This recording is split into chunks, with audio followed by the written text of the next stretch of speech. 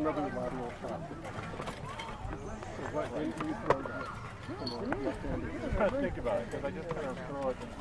Okay. I'm just trying to help. No, I throw it instinctively. Okay. Usually what happens is I notice that when someone's sword generally goes where their body is going.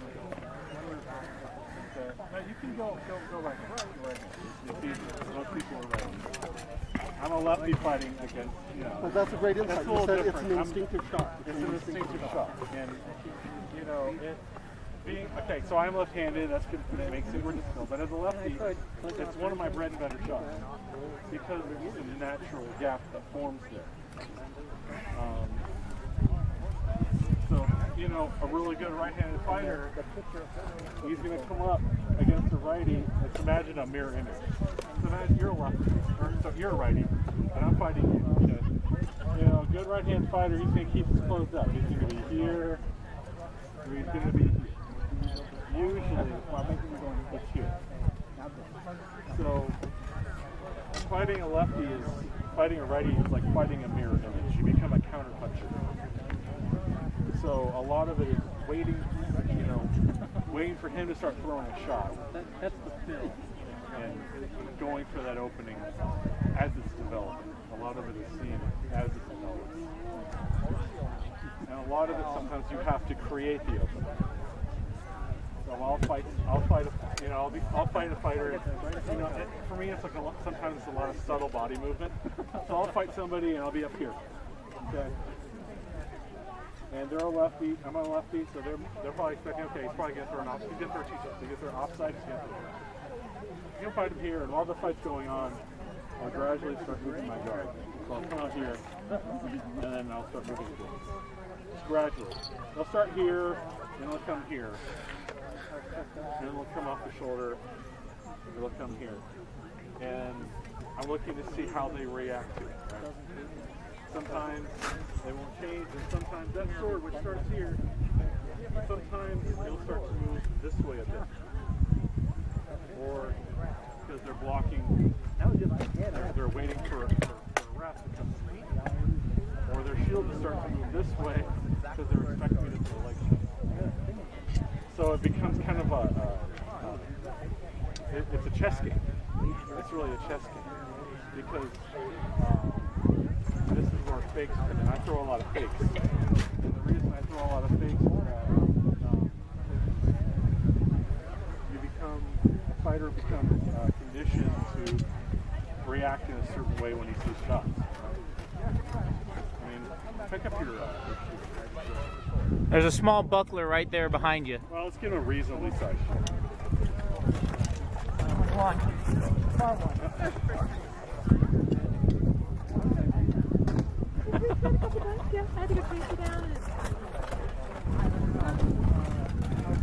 So this isn't really footwork, but it's fine. So when I'm fighting Rudolph, and I throw a leg shot, he's going to try to block, obviously.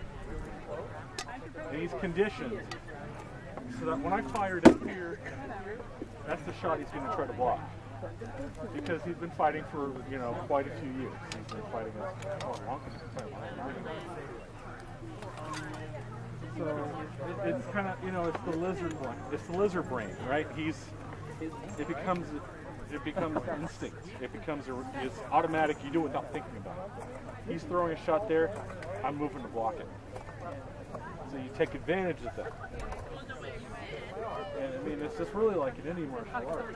You throw a shot, flip it here, as if I'm throwing that leg shot here, and it's not high. Or you can go the other way. I can step. This is in conjunction with footwork, right?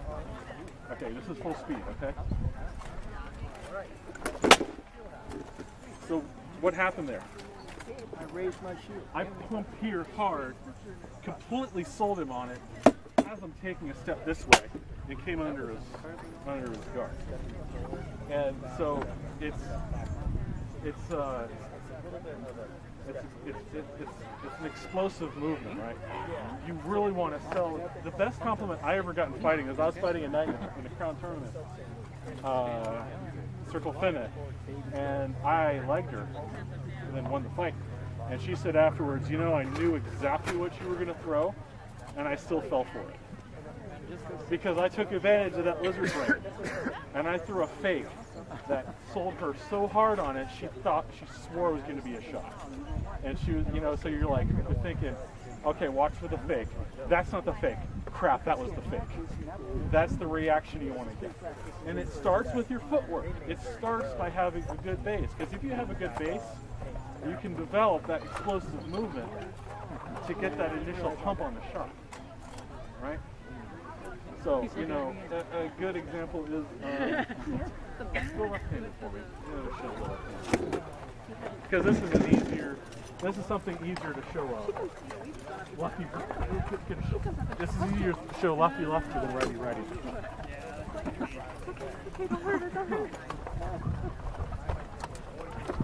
So everyone knows you got flat snap, offside, right?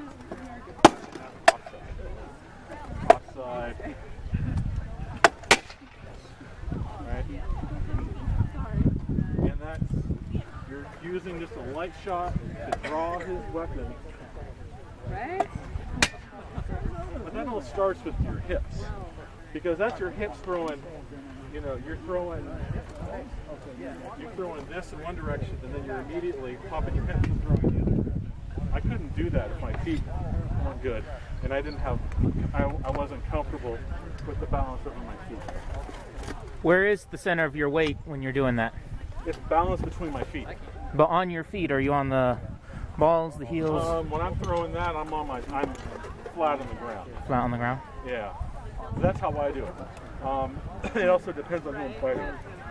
If I fight a more mobile opponent, I'm trying to stay on the balls of my feet. Balance between my feet. You know, like when we're moving around, I'm on the balls of my feet all the time. Okay. I'm always on the balls of my feet. It doesn't matter where I'm going. If I fight an opponent who's a little more static, then I know, okay, I can relax a bit more, and I can go flat-footed. If you don't always do it. It really just depends on your opponent. If you're flat-footed, then I feel like I can generate more power because I can get more push-off right from my back foot. For the most part, I try to keep my balance centered. As soon as I keep my balance centered, and that's what lets me do things with my hips. It lets me generate, those kind of movements.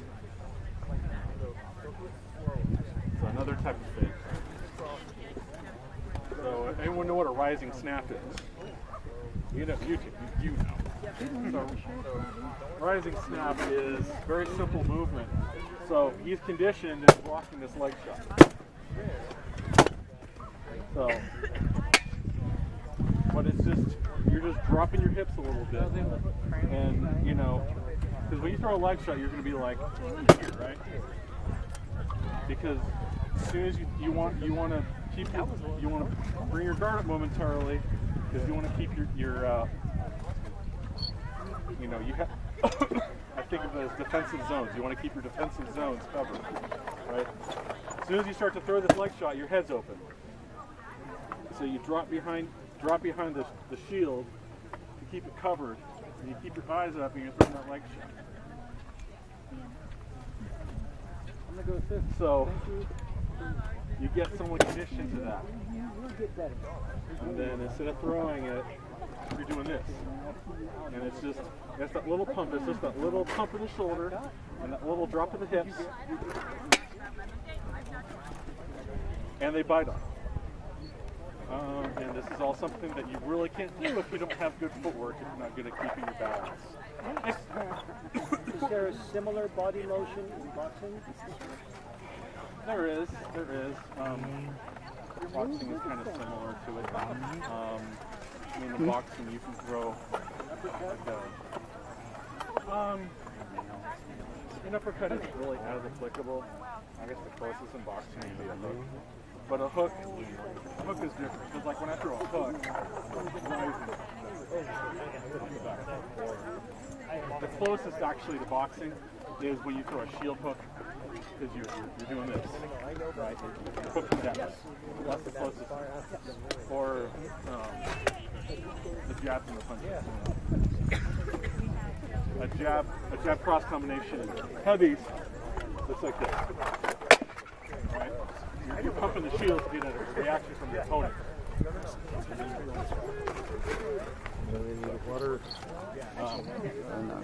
I'll hold on to it anyways if no one else needs it. Any other questions? Your Majesty, one of the things I notice, I throw a lot of fakes too. I notice that my fakes, depending on the experience of my fighter, is how much I've got to sell the fake. The more experienced the fighter, the more subtle I can be. Yes. And the newer the fighter, the more I have to really fake it. But even for a high-end fighter, you can't throw a lazy fake. You still need, it's still that. The first 15-20% of the movement needs to convince them that it's a shot. So you're right, you can use a shorter movement, but it still needs to look like it, you know? I mean, if I want Rudolph to think that I'm throwing a headshot, you know, it still needs to. Like, let's say I want to throw a fake to a leg, okay? So let's get in the high guard. Still need to convince them to block it. Just block it. I'm not trying to bash you down. So I still need to convince them that you know, the first 10% of the flat snap looks like a flat snap, because otherwise he's not going to bite it. So the principle still applies, but you're right. You don't have to develop the shot as much for a more experienced fighter necessarily. And that's really something where it depends on the fighter. And that also comes down to knowing the fighter. It's knowing how that fighter reacts to things. It comes down to how that specific fight against the fighter. You know, like if I'm fighting Dietrich, I'm not going to immediately just try to start with a fake. He might take my head off. You know, so you have to kind of, that's something you feel out as the fight's going on. You kind of figure out what what's going to work on him. Just like in, okay, so I've been doing a lot of boxing, so it kind of comes from boxing. So, you know, if I'm fighting someone, you use the jab to kind of see what they're going to do. You throw the jab, and you're just looking what your opponent's going to do while you're throwing out jabs. So if you know, okay, well my opponent, he's going to, every time I throw a jab, he's going to throw a jab back at me, all right? So I know that, and now I can take advantage of it, right?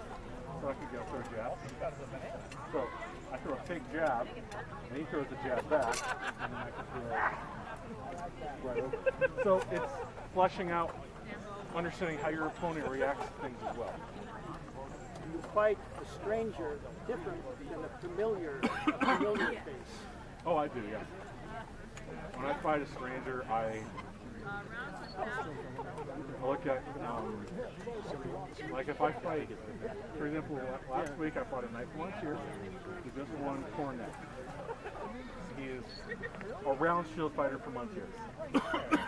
So that tells me a little bit about his fighting, right? Because a round shield fighter fights a certain way, a fighter from Montier fights a certain way. A round shield fighter from Montier also has their own kind of set of fighting being developed. So I immediately figured out there were things about his nuances about his fighting that I knew, but I still wasn't quite the other one's different. So I would fight him a bit more. I wouldn't try to get cute. You know what I mean? I'd stick to the basics. Just flesh out what he does. So absolutely, I fight a stranger completely different. But then as the fight develops, I know what I can do. I know how I can get a better feel for what I can do to exploit his fighting. And then you just gotta think about that. Remember, a lot of it's mental training. Your best tool for fighting is up here. It's not your body. It's not your arms, your feet, your head. It's it is your head. It's what's in your head. Excuse me. So, and this is the best tool you can train for fighting. Muscle memory is good, but without without being able to think about your fight, like what I do is before a tournament I clear my head, okay? Because thinking before a tournament's not going to do me any good. Once you're in a fight, it all comes down to instinct. It all comes down to what you train yourself to do. The time to think about your fighting is after the tournament. It's before practice. It's after practice, and you think about your fights. Go through, on the drive home. Think about all your tournament fights. Think about your pickup fights. Think about how the fights you lost. And think about what you did wrong and how to fix that. And think about what you won too, but not as much as how you lost. Well, think about what you did to win, and put that in your toolbox. That's right. Because all this is about adding tools to your toolbox. Don't just learn one shot. Don't just learn one technique. Don't just learn how to throw a flat scent from one position. You want to be able to, the more tools you have, the deadlier you are. Learn how to throw a wrap off of your back, because what we're talking about today. Excuse me. More? Yeah, thank you. Thank you. And what we're talking about today is all ideal. It's not an ideal situation, but things break down. You don't know how a fight's going to go. So it's really in your best interest to learn how to throw all sorts of shots from any position, defending, attacking, right, sidestepping, and be able to recall those shots at will and not have to think about how to throw it. And that's where Pell work comes in. So Pell work is great for initially for developing those shots and developing that muscle memory.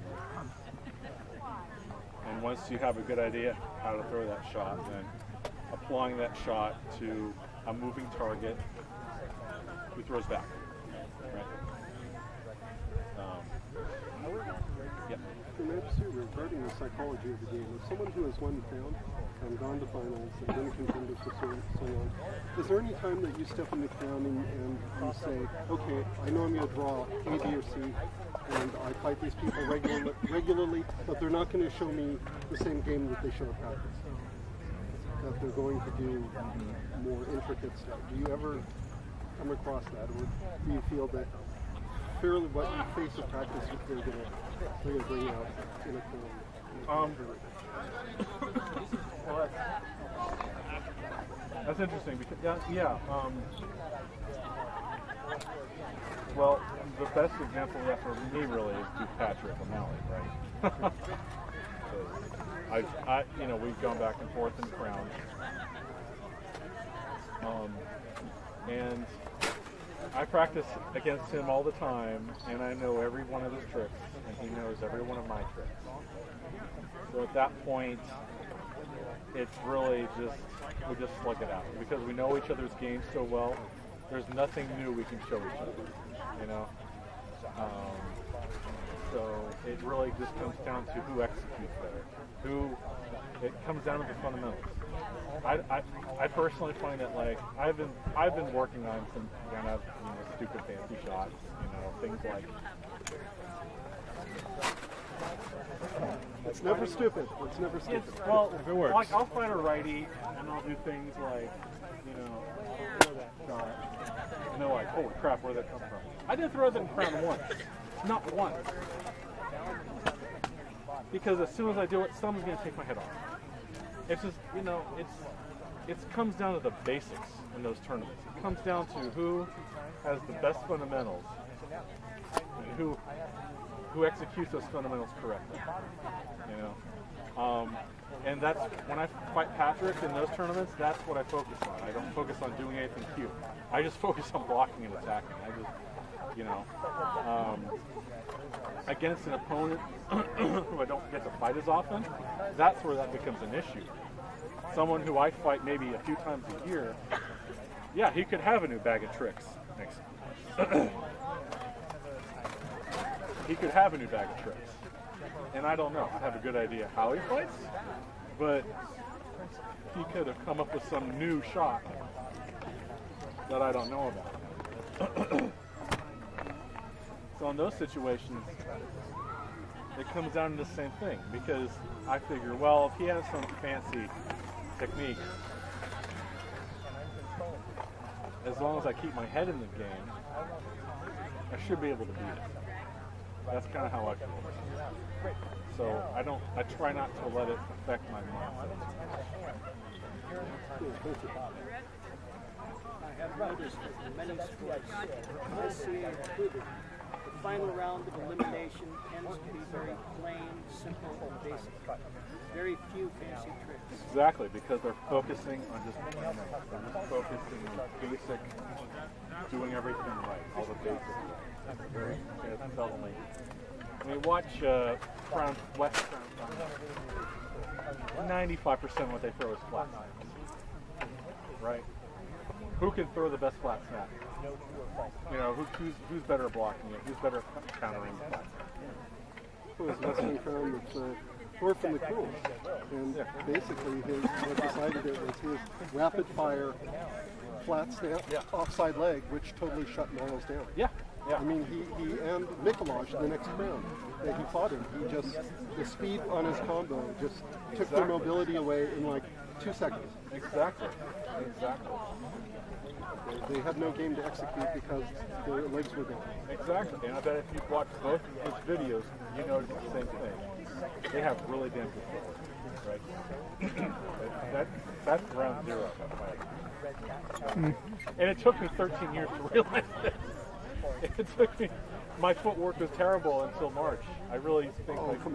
I think my footwork vastly improved as soon as I started cross-training a different fighting, a different sport. Well, I learned that footwork is something that I really stressed and was really stuck in my mind, especially when I've tried to work on, especially with the advent of YouTube and fighting video, training videos, and the amount of footage from other kingdoms that we're able to see. It's really had quite an impact. Yeah. You watch those crown fights, and you know they're technicians. The technicians that win this. Watching the two of you in little movement exercises, it really did bring to mind when I was learning how to do a two-step in some dusty old bar somewhere. Yeah. And I have learned from Baron Rudolph, who continually makes the connection between dance and fighting. Absolutely. I was wondering if you also felt that was an important connection. A little bit. I mean, I used to dance every once in a while, and dance is good for coordination. Certainly, it's good for coordination. But to me, dance is. You can't rely on it because dancing is choreographed. Right? You know what your next step is. When I don't know what my next step is going to be on if I can do it. You could try to run me all over the earth. I don't know. So you have to be able to think on your feet when you're playing. Now, speaking of practicing with feet, preparation, practicing the pel work, or practicing to throw where you shoot, all of those things, what is your recommendation? Because you're saying throw while you're stepping forward, throw while you're stepping back. Mm-hmm. On the pel, what's a good way to practice footwork, or do you have to have them in two separate trips? No, you can certainly practice on top. You're kind of limited what to do because the ball doesn't move with you.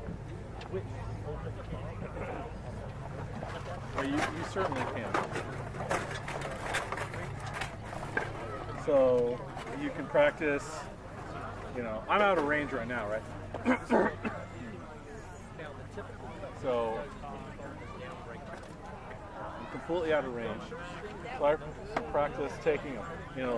A good example is, for the flat snap, I'm going to take the side step, right, to the leg. Or you can practice throwing a fake. You know, hard fake into the flat snap. But you're stepping on that fake.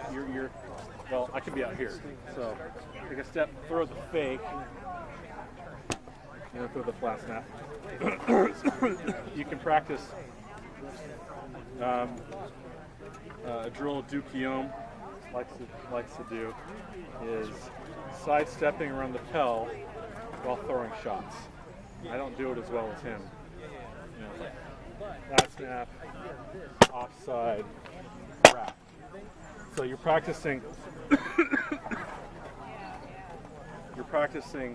stepping in, throwing, sidestepping, and then stepping out. Looks like your feet crossed there. They did. I don't do that drill very often. I'm just showing you a drill that Guillaume does. I was wanting to make sure I was seeing. No, you are. You're right. Another drill that he does is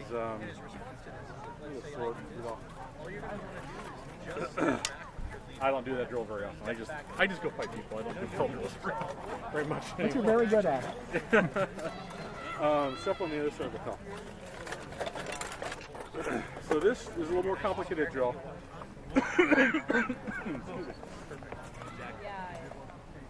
So I'm going to step in. I'm going to throw a shot. Rudolph throws that shot and then throws 2 more shots. So I'm going to step in and I'm going to. The idea is that I step in for a flat snap, and Rudolph throws that flat snap and then throws 2 more. Okay, so now I throw 1 shot here. I'm trying to remember how the drill goes. I mirror his 2 shots, and then the last shot I throw as I'm backing out.